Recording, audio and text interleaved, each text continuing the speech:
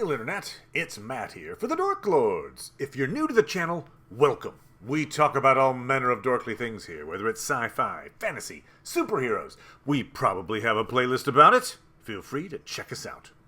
Today is another in our Dork Lord of the Rings series. And today's topic comes to us from friend of the channel, Cybromancer, who requested a video about Angbor the Fearless. Thanks for the suggestion, Cybromancer. Quality topic. Angbor is a somewhat obscure character, the Lord of Lamedon, who plays an important role in the victory for the good guys in Return of the King.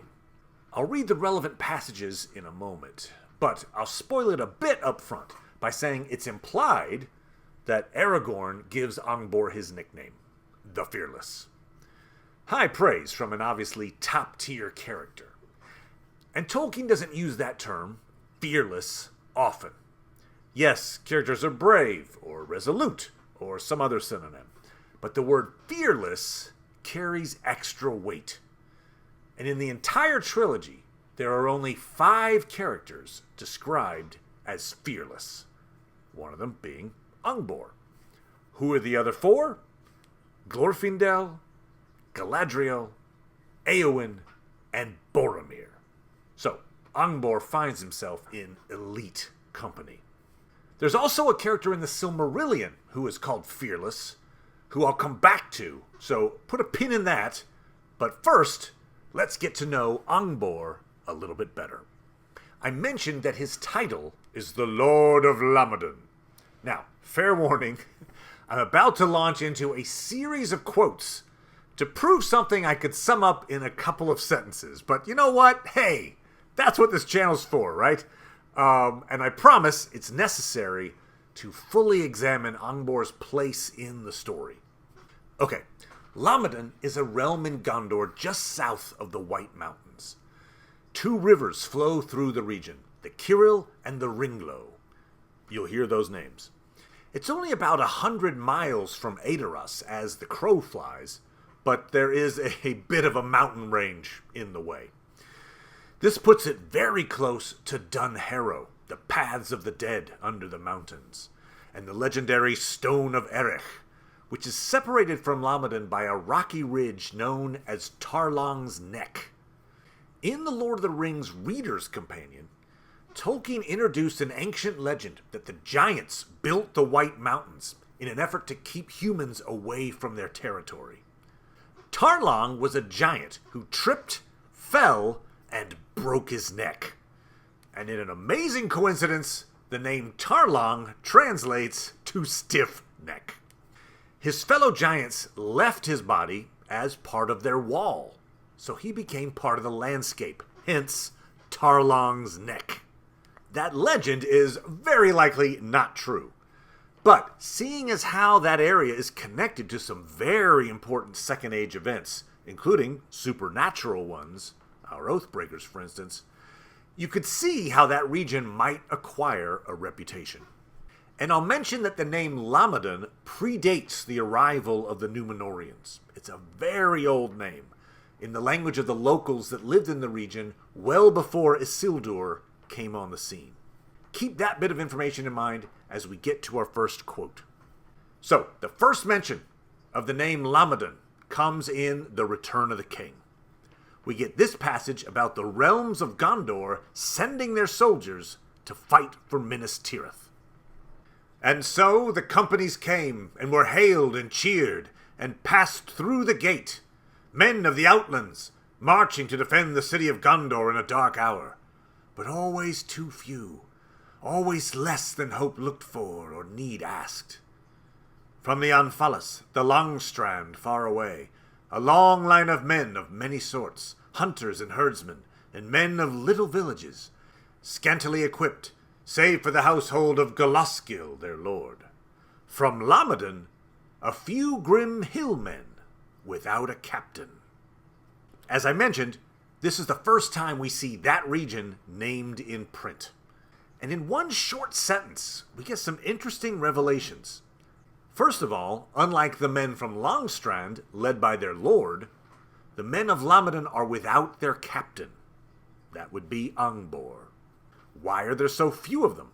And why hasn't Angbor accompanied them?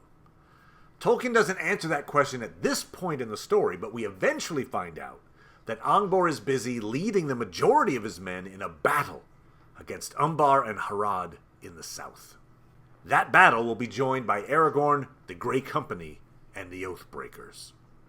But the other enlightening bit of text is in Tolkien's description of the men of Lamedon as hillmen. That is a surprisingly specific term in Middle-earth lore. Tolkien uses hillmen less frequently than he uses the term fearless. In fact, essentially the only other time he uses it is in reference to the people of Dunland. From the Two Towers. Things have gone evilly since Theodred fell. We were driven back yesterday over the Isen with great loss. Many perished at the crossing. Then at night, fresh forces came over the river against our camp. All Isengard must be emptied. And Saruman has armed the wild hillmen and the herd folk of Dunland beyond the rivers. And these also he loosed upon us. So, we've got this reference to the hillmen of Dunland. That's a specific descriptive term for the people of that region. As we'll see in the next quote, their origin dates to the second house of the Edain in the First Age, the House of Halath, who I've done a video about if you're interested. This is from the Peoples of Middle-earth. Thus, many of the forest dwellers of the shorelands south of the Ered Luin, especially in Minhiriath, were, as later historians recognized, the kin of the folk of Halath. But they became bitter enemies of the Númenóreans because of their ruthless treatment and their devastation of the forests, and this hatred remained unappeased in their descendants, causing them to join with any enemies of Númenor. In the Third Age, their survivors were people known in Rohan as the Dunlandings. Very interesting backstory there. We get confirmation that the Dunlandings trace their roots back to the House of Halath. But we also get insight into this group's relationship with the Númenóreans dating back to the Second Age. They chose to side with Númenor's enemies because of the, quote, ruthless treatment they received from the Númenóreans. And now we'll make the connection between the Dunlandings and the Oathbreakers of Dunharrow from the appendices. Wholly alien was the speech of the Wildmen of the Druadan Forest. Alien too, or only remotely akin, was the language of the Dunlandings. These were a remnant of the peoples that had dwelt in the vales of the White Mountains in ages past. The dead men of Dunharrow were of their kin. Alright, we brought this around. The House of Halath are the ancestors of the hillmen of Dunland, who were also akin to the men of Dunharrow, per the last quote. Why is this relevant? Because Lamedon is a realm adjacent to the White Mountains, Dunharrow and its people, and they are hillmen, like the Dunlandings. Hence, the people of Lamedon, including Angbor, are related to the Dunlandings, the House of Halath, and the Oathbreakers. Alright, we got there the long way. I'm trying to show that the King of the Dead, who worshipped Sauron and refused to honor the oath to Isildur, has been replaced by the Lord of Lamedon. And as we'll see, Angbor exemplifies a renewed commitment of the hillmen, descendants of the House of Halath, to honor their oaths. Just as a reminder, this is the curse that Isildur placed on the men of Dunharrow when they broke their oath. From the Return of the King. Isildur summoned the men of the mountains to fulfill their oath, and they would not, for they had worshipped Sauron in the dark years. Then Isildur said to their king, "Thou shalt be the last king, and if the West prove mightier than thy black master, this curse I lay upon thee and thy folk, to rest never until your oath is fulfilled.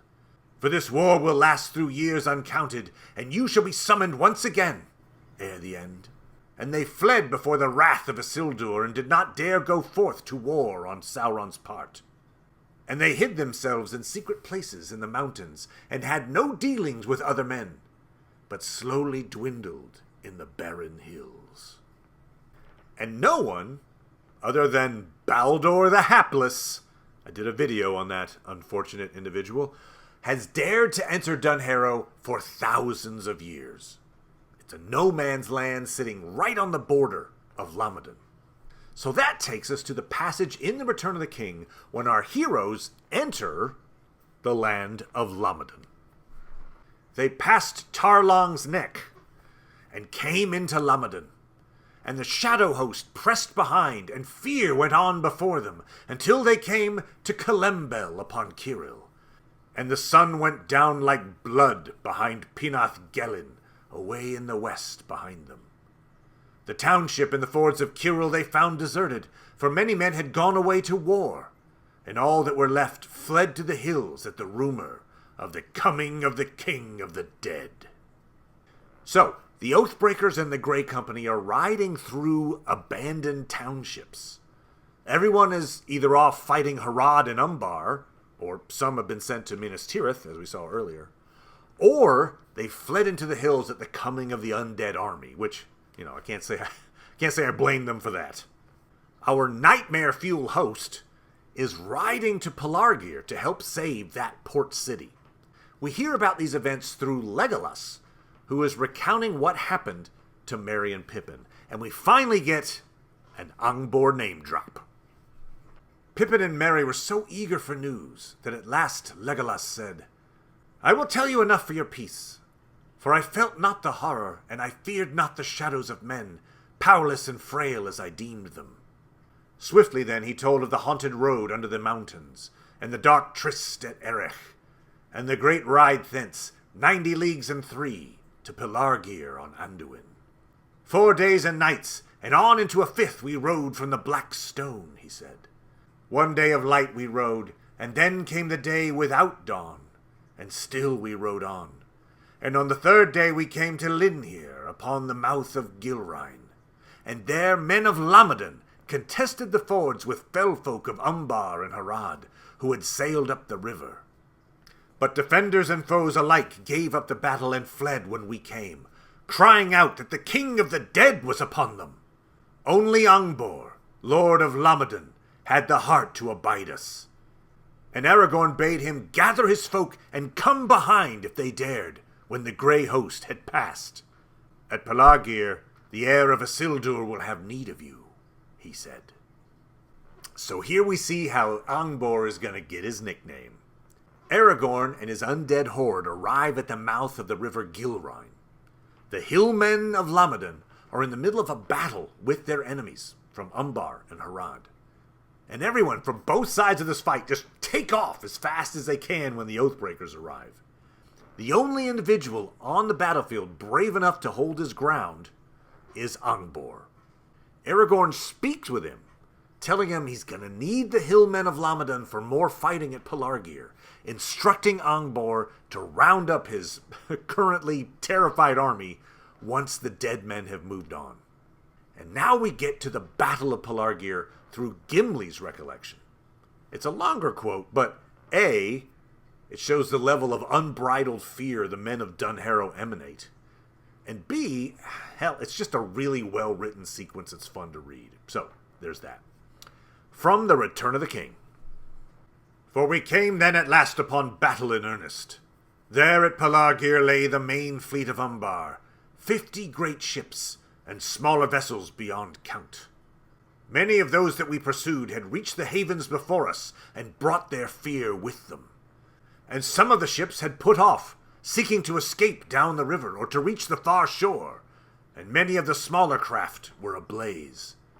But the Haradrim, being now driven to the brink, turned at bay, and they were fierce in despair, and they laughed when they looked on us, for they were a great army still. But Aragorn halted, and cried with a great voice, Now come, by the Black Stone, I call you! And suddenly the shadow host that had hung back at the last came up like a grey tide, sweeping all away before it. Faint cries I heard, and dim horns blowing, and a murmur as of countless far voices. It was like the echo of some forgotten battle in the dark years long ago. pale swords were drawn. But I know not whether their blades would still bite, for the dead no longer needed any weapon but fear. None would withstand them. To every ship they came that was drawn up, and then they passed over the water to those that were anchored, and all the mariners were filled with a madness of terror and leaped overboard, save the slaves chained to the oars. Reckless we rowed among our fleeing foes, driving them like leaves, until we came to the shore. And then to each of the great ships that remained, Aragorn sent one of the Dunedain, and they comforted the captives that were still aboard, and bade them put aside fear, and be free. Mighty indeed was Aragorn that day. Lo, all the Black Fleet was in his hands, and he chose the greatest ship to be his own, and he went up into it. Then he let sound a great concourse of trumpets taken from the enemy, and the shadow host withdrew to the shore. There they stood silent, hardly to be seen, save for a red gleam in their eyes that caught the glare of the ships that were burning. And Aragorn spoke in a loud voice to the dead men, crying, "Hear now the words of the heir of Isildur. Your oath is fulfilled. Go back, and trouble not the valleys ever again. Depart, and be at rest." That night we rested while others labored, for there were many captives set free, and many slaves released, who had been folk of Gondor taken in raids. And soon also there was a great gathering of men out of Lebanon and Ethyr, and Angbor of Lamedon came up with all the horsemen he could muster. Now that the fear of the dead was removed, they came to aid us, and to look on the heir of Isildur, for the rumor of that name had run like fire in the dark. The dead men fulfill their oath, Aragorn releases them, and with their passing, the hillmen can finally come out of hiding. I like the touch that Aragorn sends one of the Dunedain to each of the freed ships to reassure those who have been chained to the oars. I mean, imagine being terrified and unable to flee. Angbor has rounded up a group of horsemen and sought out Aragorn, the heir of Isildur. So how did Angbor stand his ground when all of his countrymen and all of the enemy fled?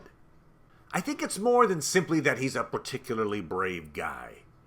Remember, he shares a similar lineage to the King of the Dead, both derived from the second house of the Edain, the House of Haleth. Both are leaders of those hillmen who swore oaths to the line of Isildur. The King of the Dead forswore his oath, and for thousands of years, the broken oath was a blight on the land and its people. Now, the current Lord of the Hillmen of that region is upholding his oath. And perhaps that gives him resistance to the powers of the fallen king who came before him. Just a thought. Alright, in story terms, Aragorn uses the commandeered ships to arrive at the Battle of Pelennor Fields just in time to help save the day. But he tells Angbor to ride with his forces to Minas Tirith as fast as they can travel. Since they're not on ships, they don't arrive in time to fight in the battle. But they serve an important function, allowing Gandalf and Aragorn's plan to come to fruition. Here's where Aragorn names the Lord of Lamedon Angbor the Fearless.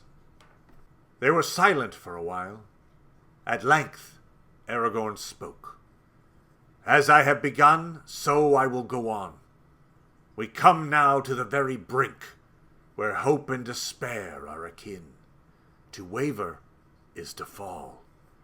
Let none now reject the counsels of Gandalf, whose long labors against Sauron come at last to their test. But for him, all would long ago have been lost. Nonetheless, I do not yet claim to command any man. Let others choose as they will. As for me, said Imrahil, the Lord Aragorn I hold to be my liege lord, whether he claim it or no. His wish is to me a command. I will go also. Yet for a while I stand in the place of the steward of Gondor, and it is mine to think first of its people. To prudence some heed must still be given, For we must prepare against all chances, good as well as evil. Now, it may be that we shall triumph, and while there is any hope of this, Gondor must be protected. I would not have us return with victory to a city in ruins and a land ravaged behind us. And yet we learn from the Rohirrim that there is an army still unfought upon our northern flank. That is true, said Gandalf. I do not counsel you to leave the city all unmanned. Indeed, the force that we lead east need not be great enough for any assault in earnest upon Mordor, so long as it be great enough to challenge battle, and it must move soon. Therefore I ask the captains, what force could we muster and lead out in 2 days' time at the latest? All are weary, and very many have wounds, light or grievous, said Éomer. If we must ride soon, then I cannot hope to lead even 2,000, and yet leave as many for the defense of the city. We have not only to reckon with those who fought on this field, said Aragorn. New strength is on the way from the southern fiefs, now that the coasts have been rid. 4,000 I sent marching from Pelargir 2 days ago, and Angbor the Fearless rides before them. If we set out in 2 days more, they will draw nigh ere we depart. I judge that we could lead out 7,000 of horse and foot, and yet leave the city in better defense than it was when the assault began. So, the Battle of Pelennor Fields is over. Gandalf and Aragorn intend to march on the Black Gate with a large enough force to look like they mean business. It's a bold decoy move to buy time for Frodo. But Imrahil, for one, objects. Imrahil is Denethor's brother-in-law, uncle to Boromir and Faramir. With Denethor dead and Faramir currently incapacitated, Imrahil is currently the acting steward of Gondor, and he, very reasonably, doesn't want to leave the city undefended in order to undertake this march. And Éomer notes that if the Rohirrim leave behind a force to defend the city, they won't be able to contribute much to this gambit. That's where Angbor the Fearless comes in, because his army of hillmen is arriving from Pelargir within 2 days. His army answers Imrahil's objection over who will defend the city when they're gone. And so, Angbor's commitment to Aragorn and to Gondor allows for the unified march on the Black Gate, which ultimately contributes to Sauron's downfall. All hail, Angbor the Fearless! To wrap this up, I promised to mention another fearless character mentioned in the Silmarillion. As I said, there are only 5 characters described as fearless in the trilogy, and the other 4 are Glorfindel, Galadriel, Éowyn, and Boromir. And there are 4 total characters described as fearless in the Silmarillion. There's Nienor, Turambar's sister, and unfortunately his wife. There's the Elven King Turgon's daughter, Arathel, and interestingly, her son, Maiglin, who is the only villain given such an adjective. But it's the 4th character that I want to highlight. Remember, I spent perhaps far too long tracing Angbor's lineage back to the House of Haleth, the second house of the Edain. The house is named after Haleth because she kept them unified during some dark, dark times back in the First Age. It's her father, the chieftain known as Haldad, whom Tolkien describes as fearless. And Haldad and Haleth proved their worth during a First Age battle at the conjoining of 2 rivers, much like the battle Angbor wages thousands of years later. And both groups ultimately hold their ground until they're saved by unexpected reinforcements. For Angbor, it's the Oathbreakers. And for Haleth, it's one of the sons of Feanor, Caranthir the Dark, who has his own issues with oaths. Here's the quote from the Silmarillion. During this time, the Haladin remained in Thargelion, and were content. But Morgoth, seeing that by lies and deceits he could not yet wholly estrange elves and men, was filled with wrath, and endeavored to do men what hurt he could. Therefore he sent out an orc raid, and fell upon the Haladin, in the southern woods of the land of Caranthir. Now the Halidin did not live under the rule of lords, or many together, but each homestead was set apart and governed its own affairs, and they were slow to unite. But there was among them a man named Haldad, who was masterful and fearless. And he gathered all the brave men he could find, and retreated to the angle of land between Askar and Gelion. And in the utmost corner he built a stockade across from water to water. And behind it they led all the women and children that they could save. There they were besieged until their food was gone.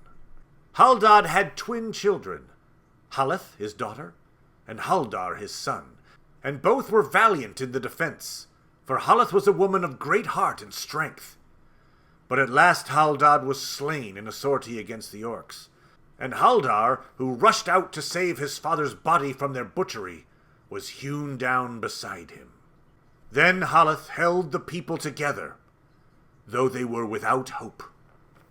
Admittedly, I may be grabbing at straws here, but I do think that Tolkien had an intention to say that the people of the second house of the Edain, dating all the way back to the chieftain Haldad in the First Age, passed along many traits, some of them not so admirable, as we see in the Dunlendings and the Men of Dunharrow, but the leaders with a lineage from that second house, when called upon, could be deemed fearless. And so it is with Angbor. Cybromancer, thanks again for the topic suggestion. Hope you enjoyed this video. And thank all of you out there for watching. I'll see you next time. Bye!